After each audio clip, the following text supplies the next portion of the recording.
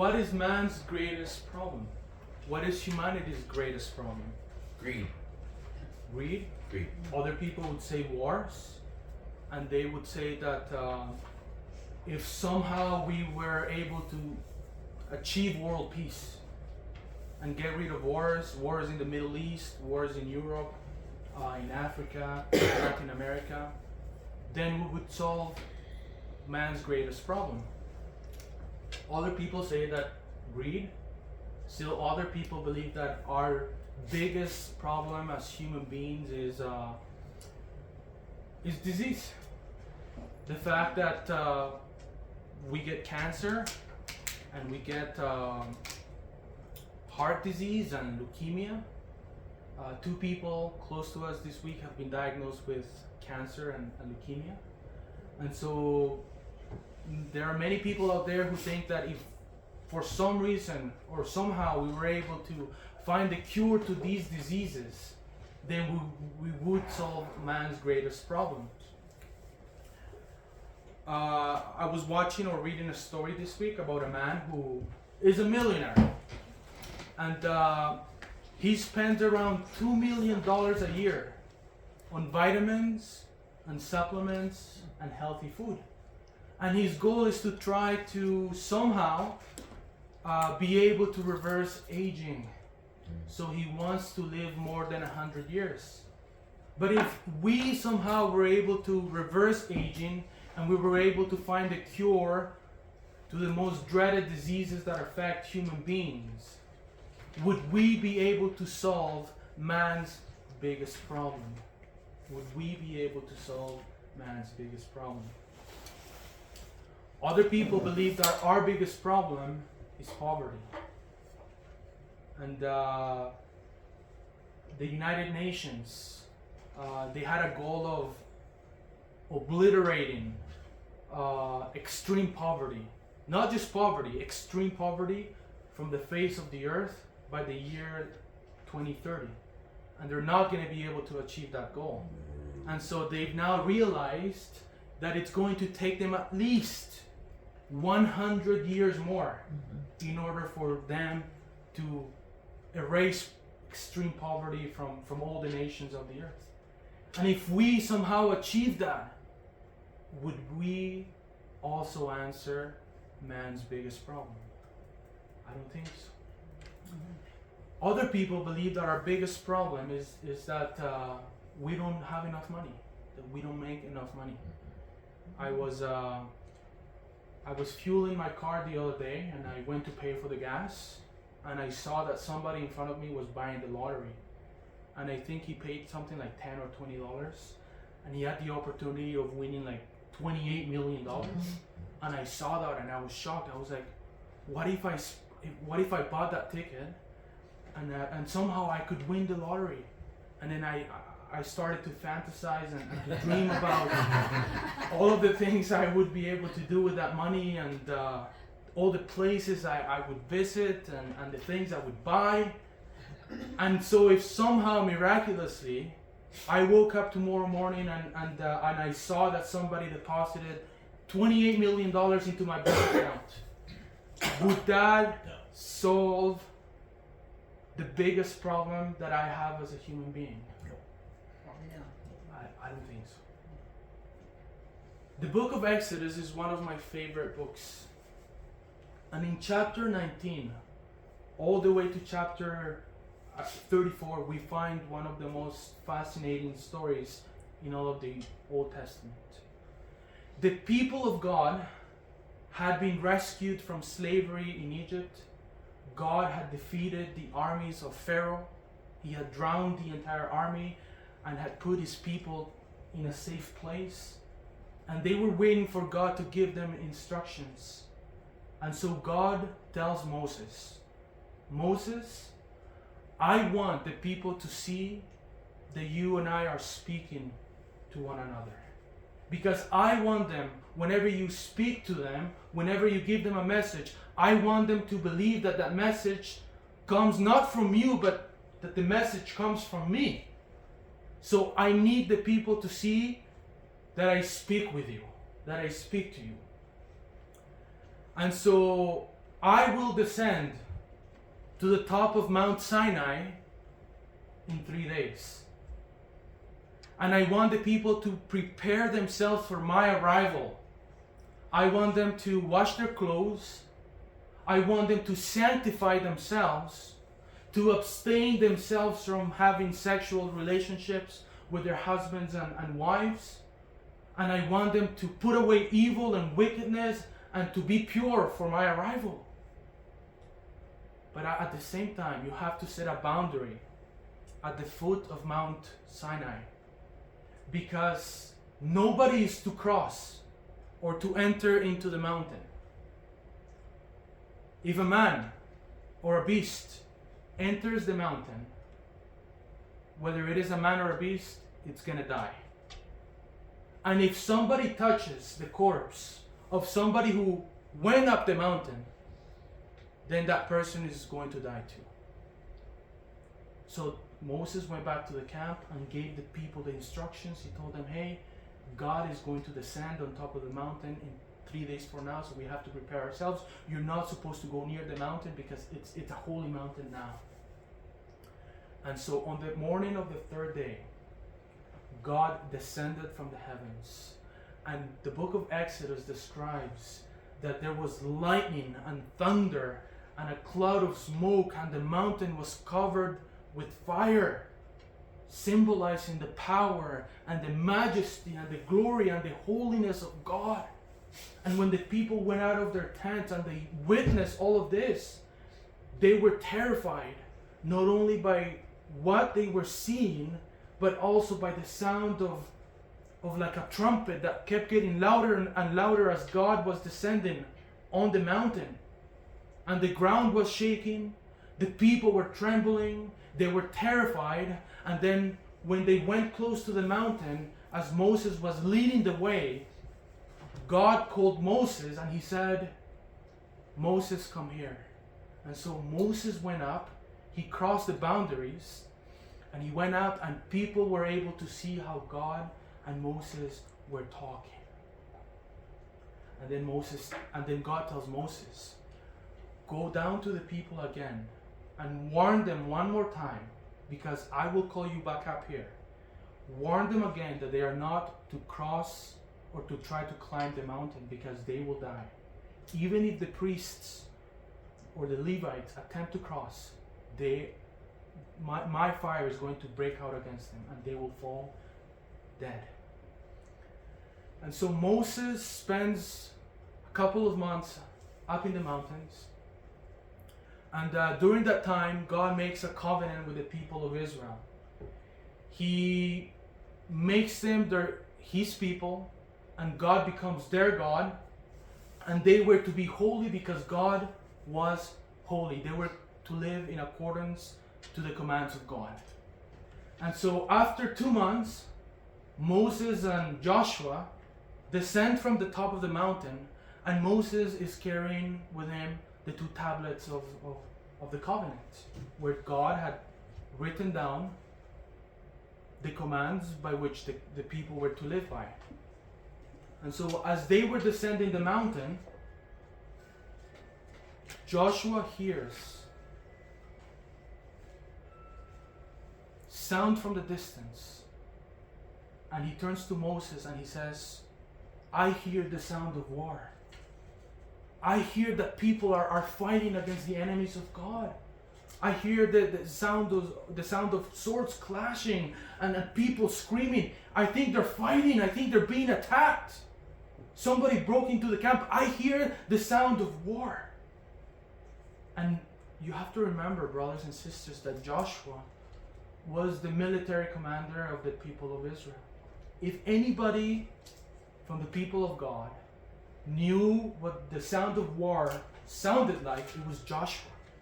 Because 3 chapters before, he had defeated the Amalekites and he had been leading the army of God. And so he turns to Moses and he says, I hear the sound of war down in the camp. And then Moses turns to Joshua and says, it is not the sound of war that you hear.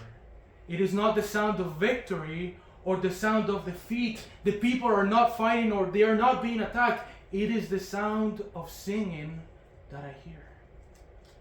And when they finally arrived and they saw the camp in front of them, they witnessed the most horrific and terrible thing that they could have ever imagined.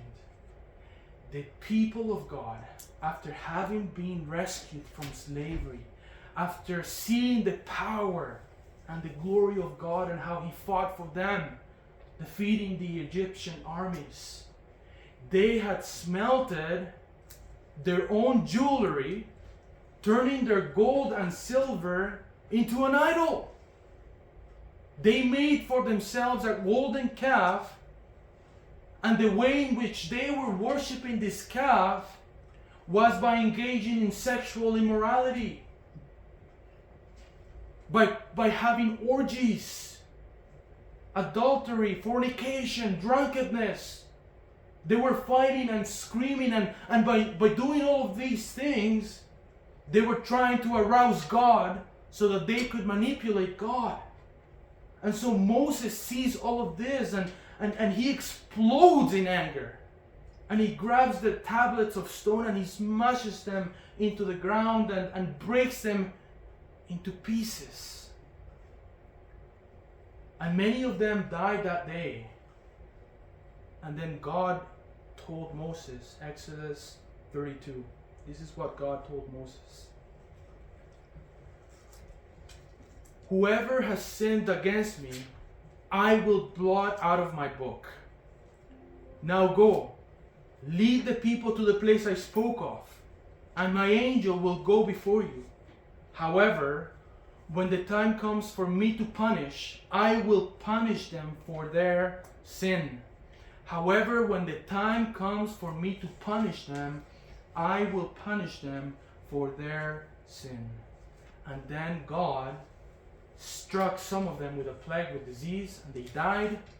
And then the rest of that generation, they spent 40 years wandering in the wilderness. And most of them, if not all of them, died.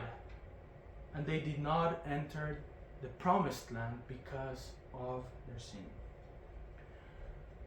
Throughout the rest of the Bible, brothers and sisters, not just here in the book of Exodus, the holiness and righteousness and justice of God is emphasized again and again and again. God is a holy and righteous God who will not leave sin unpunished. God is a God who is so holy that He has to react against sin by punishing sin. He is too pure to look on evil. In the book of Isaiah chapter 6, Isaiah is having a vision where he sees God sitting on the throne.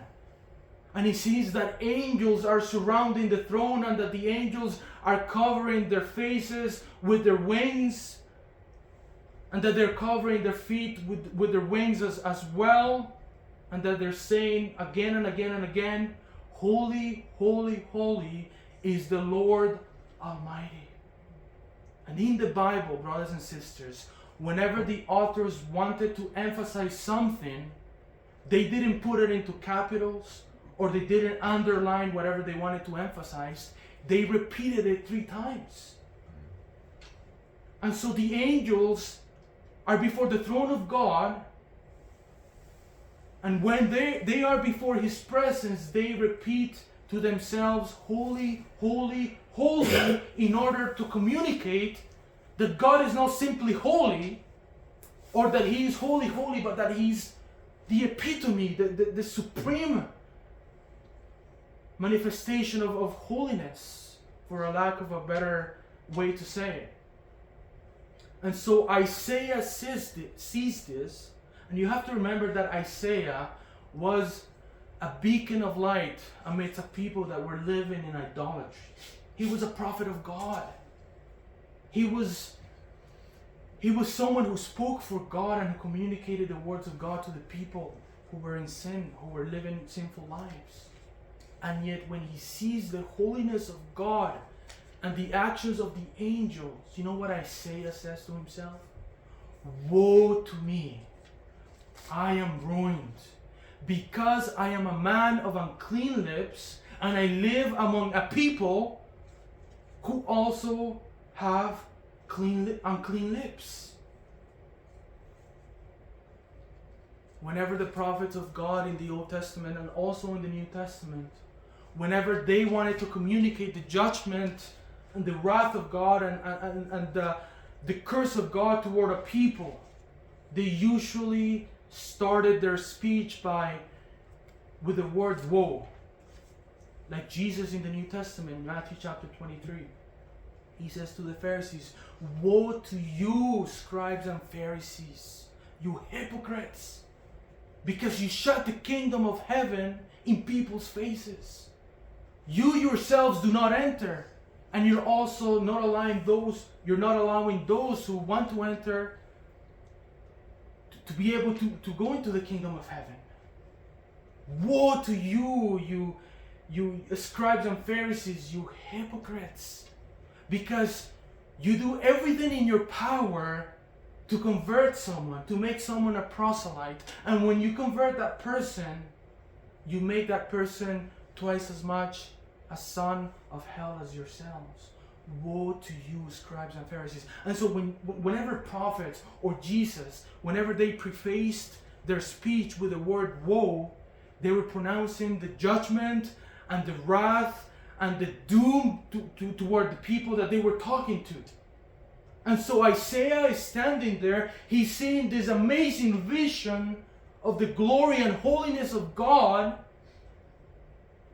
And throughout the book, he had been calling the judgment of God upon the people. But now that he's standing before the presence of God and that he's able to witness that God is holy, holy, holy, he pronounces a judgment upon himself.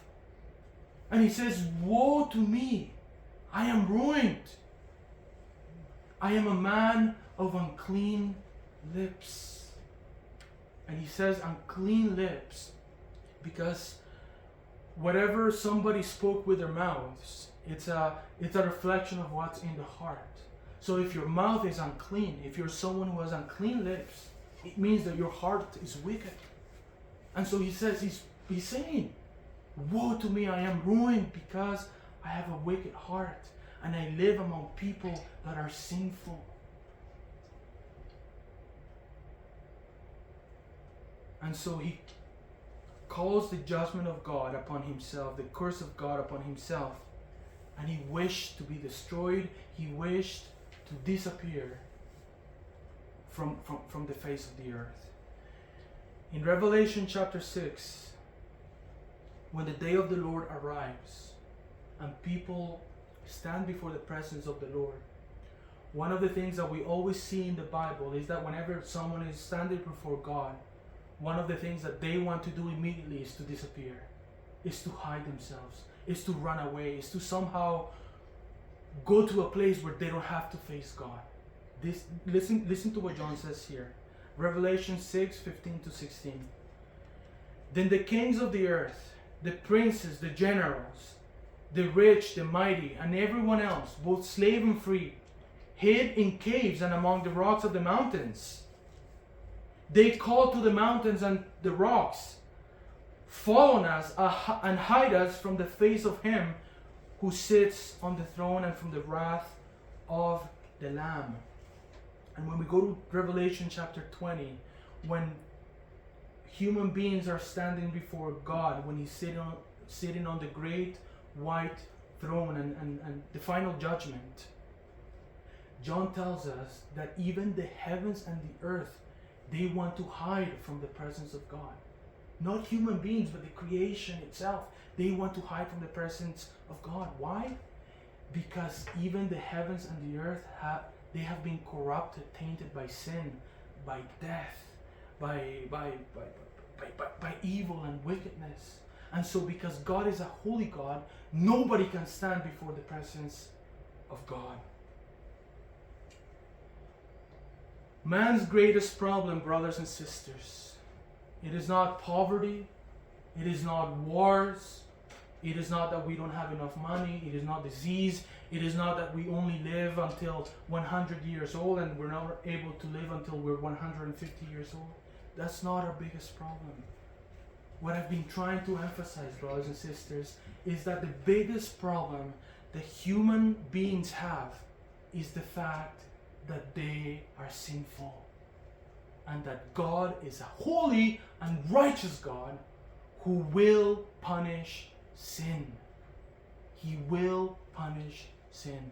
And the Apostle Paul says in 1 Corinthians chapter 4 that whenever the Lord comes back, He will reveal, He will expose what was hidden in darkness to the light. And He will expose the motives of the hearts of man. Every dirty thought, every wicked action, every bad thing that we did in secret, everything bad that we said about someone, God will expose everything. And there is not going to be a place where human beings will be able to hide when that day comes. And so when Isaiah was standing there, he was ruined. He pronounced a judgment upon himself because he was totally exposed before the presence of God. His thoughts, his heart, his life, everything he did, and he wanted to disappear from the face of the earth. In Exodus chapter 34, we hear, and I'll finish with this, we hear one of the greatest statements in all of the Bible. God tells Moses that He's a loving and merciful and gracious God, but at the same time that He will not leave the guilty unpunished.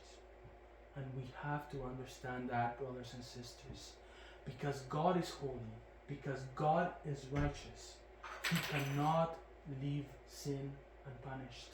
And that's one of the things that many people, including Christians, they do not understand.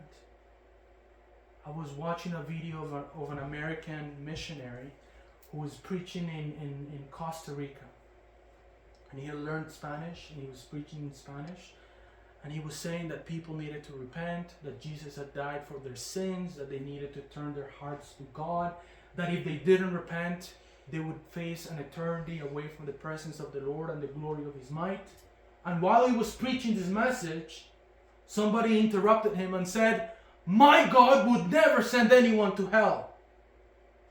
And then when I heard that man, I thought, okay, he's a passionate man, but his theology is totally crooked. Why?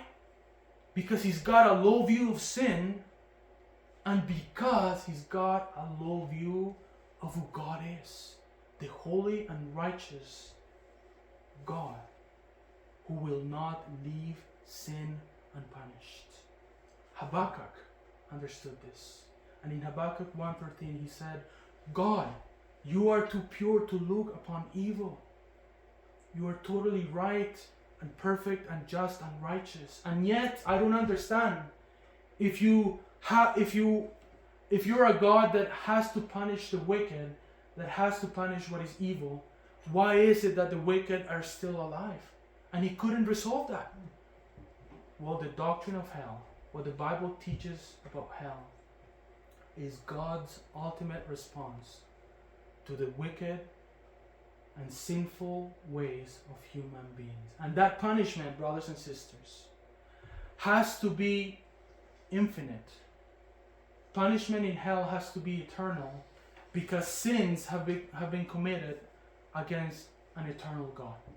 And so sins that are committed against an eternal God merit an infinite punishment. And that's why whenever we speak about the doctrine of hell, we say that people are conscious and that they will also experience an everlasting punishment. And so we'll leave it up to there. And next week